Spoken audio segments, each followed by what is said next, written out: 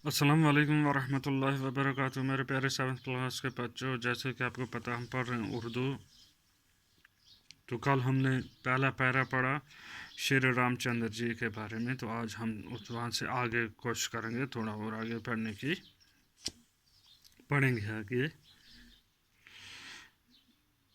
रामचंद्र जी बहुत नेक और सच्चे थे। रामचंद्र जी से जैसे कल आपने पढ़ा, बचपन से ही वो बहुत नेक और सच्चे थे।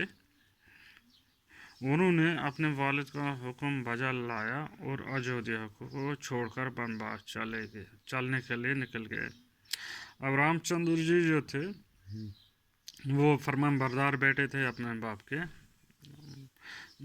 अपने भाइयों में, 4 भाइयों में सबसे बड़े थे। जैसे कल हमने पढ़ा कि वो राजा दशरथ के बड़े बेटे थे।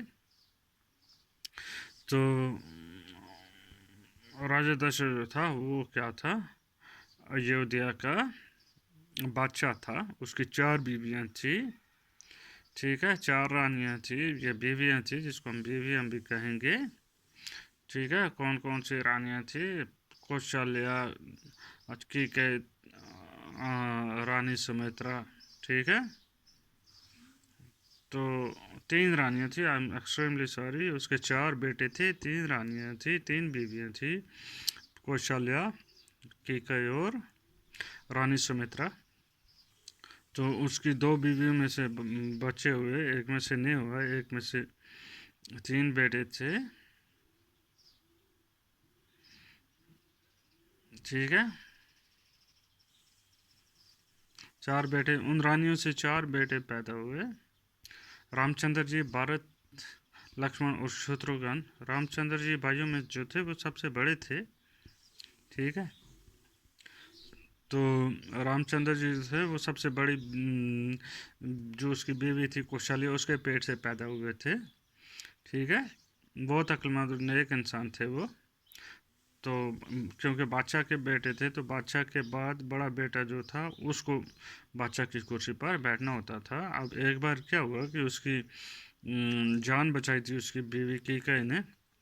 तो अब बादशाह को उसको इनाम देना था, तो वो बड़ी चालाक औरत थी। उसने कहा, उस वक्त उसने कहा मैं बाद में ले लूँगी। उस टाइम उसने इनाम नहीं लिया। अब जब वक्त आया तो उसने क्या कहा, उसको गरज थी कि बड़ा बेटा जो है, सौतेला बेटा, वो बादशाह की कुर्सी पर ना बैठे। तो वो अपने बेटे भारत को बैठाना चाहती थी, इसलिए उसने, जब ये टाइम करीब आया कि कुर्सी पर बैठने का, तो उसने वो अपनी मांग जो थी वो उस टाइम दोहराई कि मैंने, बादशाह ने मुझसे वादा किया था कि मैं आपकी एक बात मान लूँगा, तो वो ये है कि आप रामचंद्र जी को अयोध्या भेज दें, 14 साल के लिए वनवास भेज दें और मेरे बेटे को राजगद्दी पर बिठाएं। तो ठीक है। तो उसी सिलसिले में आगे है, रामचंद्र जी सच्चे और नेक आदमी थे। उन्होंने वालिद का हुक्म माना और अयोध्या छोड़कर वनवास निकल गए। उनके साथ उनकी बीवी सीता जी और भाई लक्ष्मण भी चले गए। उनके साथ उनकी बीवी सीता जी और भाई जो था उनका लक्ष्मण, वो भी निकला। कहाँ के लिए निकल पड़े? अयोध्या के लिए। रामचंद्र जी अपनी बीवी और भाई को साथ लेकर जंगल में चले गए।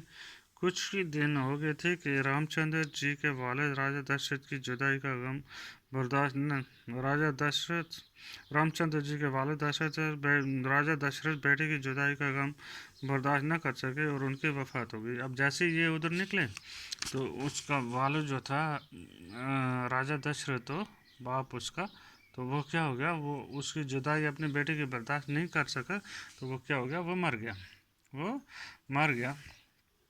तो मरने के बाद क्या होता है, अब भरत को राजगद्दी पर बैठने के लिए कहा गया। जब वो मर गया, तो अब किसको बैठना था? भरत को। बैठना तो रामचंद्र जी को था।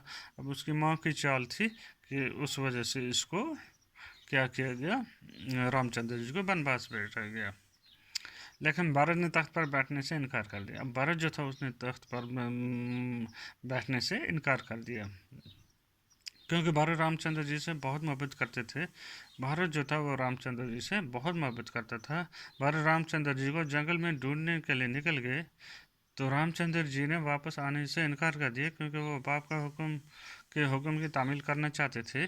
भरत मायूस होकर वापस चला आया और अपने साथ रामचंद्र जी की खड़ाहू लाया और उन्हें तख्त पर रखकर रामचंद्र जी के नाम से राज करने लगे। देखो कितनी थी उनमें मोहब्बत, ठीक है ना, इज्जत थी उनके दिल में। तो वो क्या करने लगे, अपने भाई के नाम वहाँ से खड़ा हुए उनके ले आए, तो वो रख कर उस बादशाह की कुर्सी पर क्या करने लगे, हुकूमत की बागडोर संभाली। तो यहाँ से आगे हम कल पढ़ेंगे। Thank you.